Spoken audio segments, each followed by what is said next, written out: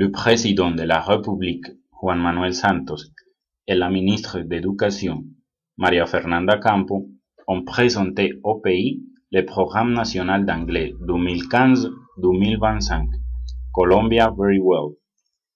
Est une initiative dirigée par le ministère de l'Éducation nationale avec des autres entités gouvernementales et du secteur privé qui ont décidé d'investir dans le développement de l'éducation bilingue en Colombie. C'est un programme qui a d'abord une projection à long terme et dont le budget est d'environ 1 million de pesos pour l'éducation. Le but de ce programme est d'augmenter le nombre de diplômés ayant un niveau d'anglais intermédiaire et d'offrir des livres à environ 12 000 professeurs d'anglais afin qu'ils puissent améliorer leur travail. Ils veulent aussi obtenir 140 000 étudiants diplômés d'éducation supérieure ayant un niveau intermédiaire avancé. Colombia Very Well a pour centre d'intérêt 3 composants à accomplir dans les 10 prochaines années. Le premier composant consiste à promouvoir la formation des enseignants et augmenter le matériel pédagogique adéquat pour l'enseignement primaire et secondaire de la langue anglaise. Le deuxième composant s'inscrit sur la qualité, le soutien et le financement de l'éducation supérieure. En outre, plusieurs stratégies seront pratiquées pour assurer et promouvoir la qualité dans les programmes de liaison d'anglais et collège. Le troisième composant s'agit de former en anglais les jeunes du secteur productif. Tout cela semble très harmonieux, mais est-ce que tous ces objectifs envisagés par le ministère de l'Éducation peuvent devenir réels? L'histoire du bilinguisme en Colombie indique que si un tel projet n'est pas mené sérieusement, nous ne réussirons jamais, même pas les 15% des objectifs. Avant ce programme-ci, d'autres ont été créés qui, bien qu'à court terme, on n'a même pas atteint la moitié des objectifs. Les causes possibles de l'échec sont nombreuses. Les enseignants ne sont pas bien formés pour ce travail car, comme on voit aux écoles, les professeurs doivent enseigner presque toutes les matières, l'anglais y compris, même s'ils n'ont jamais eu de formation dans ce domaine. Ceci entraîne donc que les cours d'anglais soient donnés en espagnol. De plus, les enseignants ne sont pas motivés à cause de la rémunération de cette profession, qui exige également du dévouement dehors les cours. Donc, l'enseignant ne s'exige pas à fond et limite son travail en enseignant à un niveau très bas dans tous ses cours. Pour vous donner une idée de ce qui a été l'histoire du bilinguisme en Colombie, je ferai appel aux résultats qui ont été obtenus dès l'année 2009. Jaime Usma montre dans ses recherches que, après avoir reconnu l'importance de l'anglais dans les thèmes de la compétitivité sur le marché mondial et dans le cadre de divers accords commerciaux internationaux en cours de négociation avec d'autres pays, le gouvernement national en Colombie lance le programme national bilingue. Il s'appelle Programme national de bilinguisme de la Colombie de 2004 à 2009.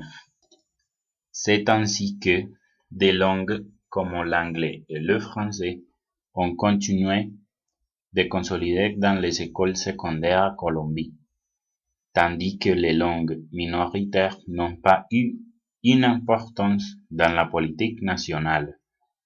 Au cours des dernières décennies, au moins 4 initiatives qui marqueront le domaine de l'enseignement des langues étrangères et l'apprentissage en Colombie.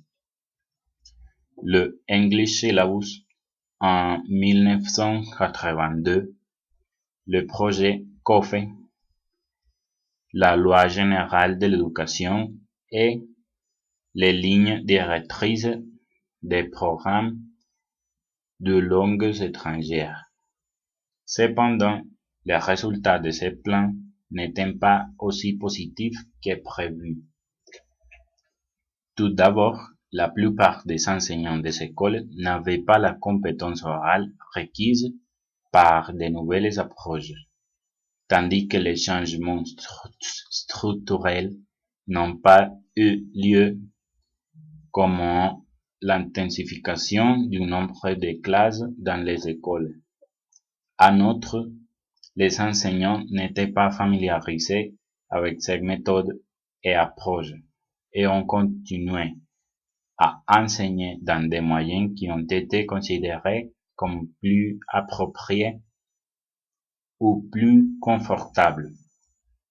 Malgré la justification bien fondée après la réforme, un manque apparent d'accord entre la fondation, les objectifs et les stratégies pour les décideurs, ainsi que la réalité complexe et conditions contradictoires des intérêts pour l'école, semblait avoir affecté la mise en œuvre réussie de cette initiative.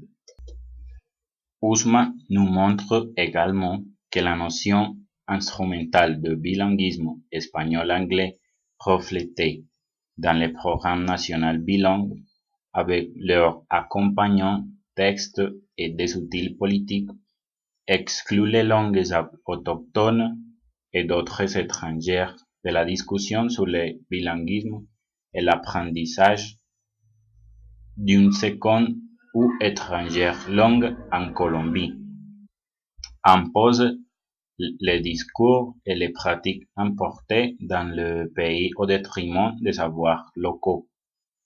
Certes, à l'objectif de la stratification, incluant et excluant les élèves et les enseignants, les ordonnant selon le centre éducatif qu'ils assistent et les scores obtenus sur des tests standardisés, et favorise la consolidation d'un marché lucratif autour de l'enseignement des langues, l'apprentissage et la certification en Colombie, dans laquelle ceux qui en bénéficient sont, encore une fois, une minorité.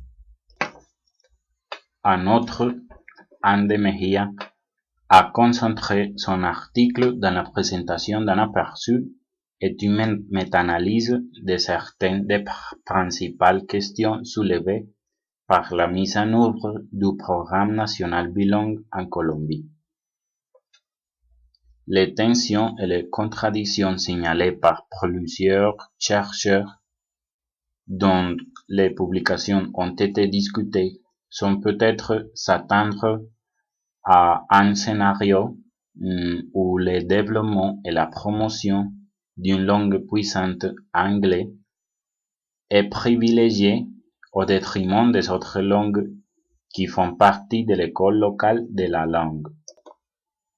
Cependant, il y avait encore une absence notable d'une politique nationale cohérente dans toutes les langues en jeu.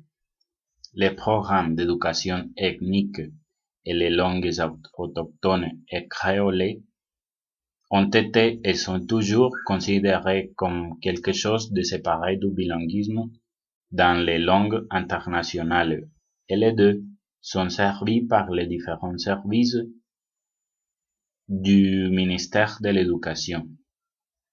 De même, De Mejía a demandé une meilleure articulation entre les programmes académiques qui traitent de la langue et de l'éducation, que ce soit langue minoritaire espagnole ou langues étrangères, afin de s'orienter vers une politique de l'enseignement des langues plus équitable et inclusif pour les pays. Pour finir, Usma, Quinchía et Rodas ont noté que les facteurs qui ont été associés à des bas niveaux d'anglais en Colombie étaient le manque de professeurs d'anglais à l'école primaire, bas intensité horaire dans les établissements scolaires, le nombre élevé d'élèves dans la classe, les peu possibilités de formation pour les enseignants, le fiable niveau d'anglais de beaucoup de nos enseignants, manque de continuité des programmes de formation qui ont été offerts dans certaines villes et les problèmes sociaux qui affecteront inévitablement la motivation et la dédicace des élèves dans l'éducation primaire et secondaire, qui terminent par affecter l'apprentissage de l'anglais dans les écoles et les collèges. Aussi, comme à présent, des rangs différents entre l'enseignement public et privé ont été présentés qui alimentent les grandes disparités sociales dans notre société. Pour contrer ces problèmes, la Escuela de Idiomas de la Universidad de Antioquia, acompañée par Vicerrectoría de Docencia, Vicerrectoría Administrativa et Comité Rectoral, viennent en étudiant des alternatives pour la restructuration de l'ensemble de la politique de la langue étrangère à l'université, d'abord pour les étudiants. La restructuration comprend la définition et la normalisation d'un nouveau programme de langue étrangère pour l'ensemble de l'institution, avec un plus grand nombre d'heures de formation, de nouvelles approches méthodologiques, intégration de différentes compétences de lecture, écriture, compréhension orale et production orale, incorporation plus élevée de la virtualité, un nouveau système d'évaluation et de certification de l'apprentissage lié à des politiques nationales, encourager les enseignants à intégrer les langues étrangères dans les différents programmes académiques et plus connexion entre les différents départements et programmes universitaires. Ainsi, il est prévu d'augmenter le niveau rendement d'étudiants et de diplômés et augmenter l'efficacité dans tous les systèmes, les rendre possible à court, moyen et long terme. Usma, Quinchía et Rodas disent que, avec cette proposition, l'université s'efforce de répondre aux défis actuels de notre société et de fournir à notre professionnels éducation de haute qualité qui leur permette de se positionner de mieux en mieux dans l'environnement extérieur. En conclusion, l'histoire du bilinguisme en Colombie a été montrant des résultats négatifs en raison de divers problèmes d'ordre politique, économique et social. Ce ne sera pas facile à atteindre tous les objectifs s'il n'y a pas un véritable engagement de toute la population administrative, gouvernementale et civile. Personnellement, je pense qu'il y a encore un degré élevé d'abstinence à l'école chez les jeunes, parce qu'ils ne peuvent pas les voir comme une opportunité de progresser, que lorsque quelqu'un élevé et éduqué pourrait servir autant à la société. Les changements devraient commencer à partir du soutien de la famille et la conscience sociale de la population jusqu'à un véritable soutien financier.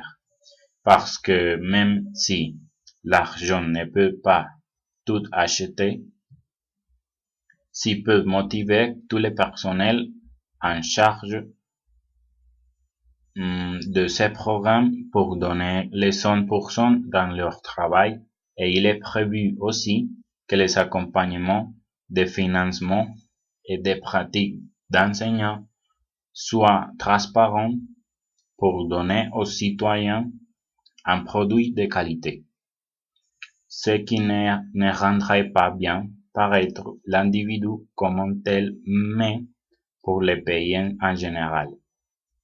Comme professeur en formation, je m'engage à fournir, pas mon peu, mais toutes mes capacités que je puisse offrir.